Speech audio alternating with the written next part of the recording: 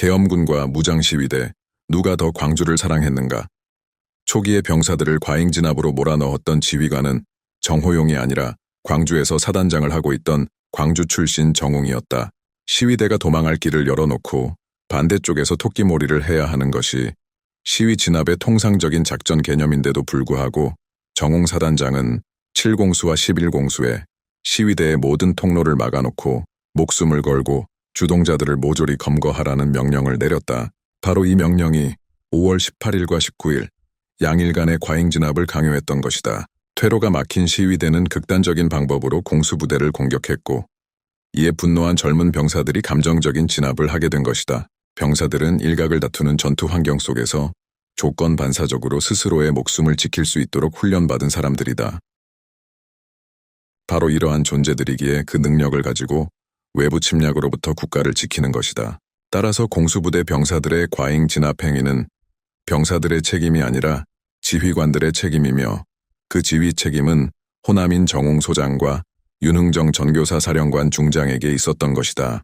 따라서 과잉 진압에 대한 적대 감정이 있다면 그것은 이들 현지 지휘관들에게 지향돼야 마땅한 것이지 공수부대 장병들의 지향될 것은 아니다. 과잉 진압?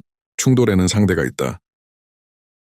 병사들이 진압봉으로 머리를 가격하는 것을 놓고 과잉 진압이라 한다면 부동자세로 서 있는 병사들에게 돌과 화염병을 던지는 것은 무슨 시위이며 장갑차를 공격하여 대열에서 이탈시켜 놓고 뚜껑을 열어 불타는 집단을 집어넣는 행위는 무슨 시위이며 전라남도 행정서류 일체가 들어있는 도청을 지켜주기 위해 부동자세로 서 있는 병사들에게 장갑차와 버스 및 5톤 트럭 등을 지그재그로 돌진시켜 깔아죽이는 행위는 무슨 시위라는 말인가?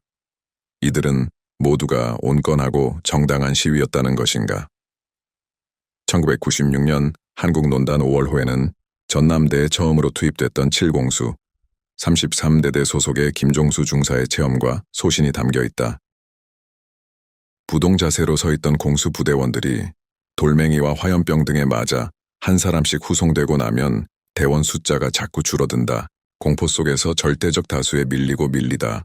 더 이상 밀릴 데가 없으면 공격 앞으로라는 명령이 내려진다. 돌 던진 사람들을 붙잡으려 하는데 뿔뿔이 흩어져 도망을 가고 건물 위로도 올라간다.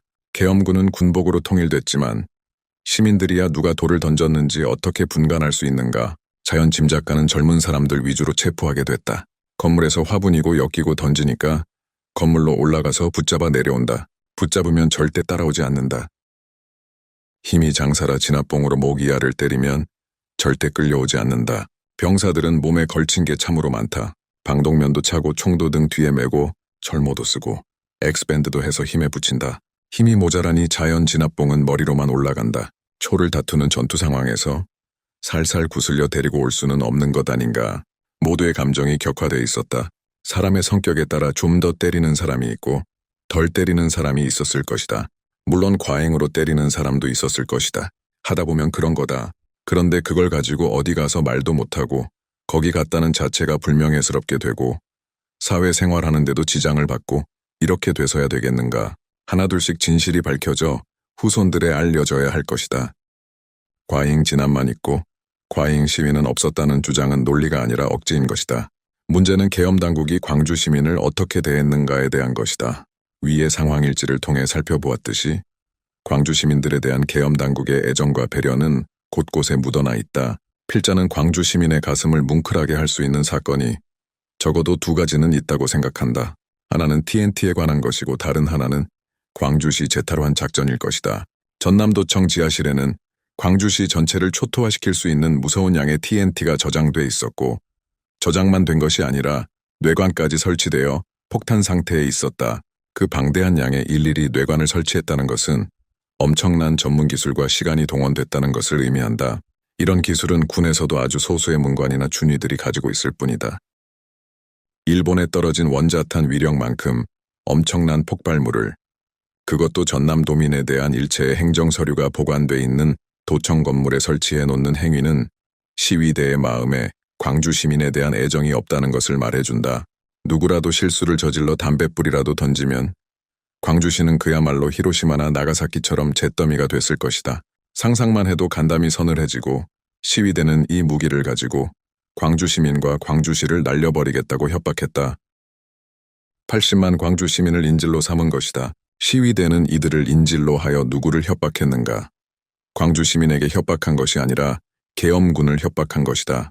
만일 이 협박을 광주 시민들이 들었다면 어떤 현상이 벌어졌을까? 그야말로 악몽이요, 일대의 패닉이었을 것이다. 그러면 이른바 시민군은 어째서 군에게만 이런 인질 협박을 벌였을까? 계엄군이 광주 시민만큼은 사랑하고 있다는 것을 알고 있기 때문일 것이다. 계엄군에 대한 신뢰감, 즉 계엄군의 사명감에 대한 신뢰가 없었다면 계엄군을 상대로 이런 협박은 하지 않았을 것이다. 만일 계엄군이 광주 시민을 사랑하지 않았다면, 그리고 유언비어의 내용처럼 경상도 군인이 전라도 사람에 몰살시키려 내려왔다면 이 TNT에 대해 모른 척하면 됐을 것이다. 그리고 구태여 부하들을 희생시키면서까지 광주시 탈환 작전을 펴지 않았을 것이다. 그러나 계엄당국은 배문관 등을 시민군으로 위장시켜 누차례에 걸쳐 잠입시켰다. 발각되면 살해당할 수 있는 엄청난 도박이었다. 장장 10여 시간에 걸쳐 모든 뇌관을 분리했다. 적진 속에 들어가 뇌관을 제거했던 사람들의 마음이 어떠했겠는가를 광주 시민들은 생각해야 할 것이다. 그리고 광주 시민들은 계엄군과 시민군 중 어느 쪽이 광주를 더 아끼고 염려했는지 생각해야 할 것이다. 기록들에 의하면 광주시가 완전히 시민군 수중에 넘어갔을 때부터 광주 시민은 불안에 떨었다고 한다. 시민군 중의 일부들이 난동을 부리고 돈을 강탈하고 살인을 하는 등 무서운 행동들을 보였기 때문이었다고 한다. 불타는 광주, 무법천지의 광주에 어느 업체들이 차에 상품을 싣고 들어가려 했겠는가. 파괴의 잔해들로 뒤덮인 광주시에는 생필품이 고갈되기 시작했다. 계엄군은 하루라도 빨리 광주 시민을 이런 질곡으로부터 해방시키고 싶어 했다. 그리고 재진 입탈환 작전은 피해를 극소화할 수 있도록 지혜를 짜내고 신중에 신중을 기해 계획됐다.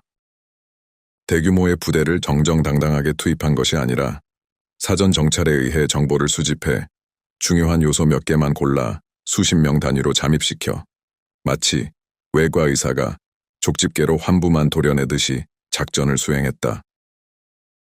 이로써 무장시위대에 17명의 피해가 있었지만 광주 시민의 피해는 없었다. 광주 시민을 사랑하지 않았다면 대규모의 탱크를 앞세워 보무도 당당하게 진입시킬 일이지. 구태여 소수의 장병들에게 목숨을 건 극도의 공포감을 안겨주면서 극비의 특공작전을 수행하지는 않았을 것이다. 5월 25일, 당시 최규하 대통령이 광주에 내려와 가장 염려한 것이 재진입작전 시에 발생할 피해 규모였다. 그런데도 시위대는 최규하 대통령을 유신의 후예라며 증오했던 것이다.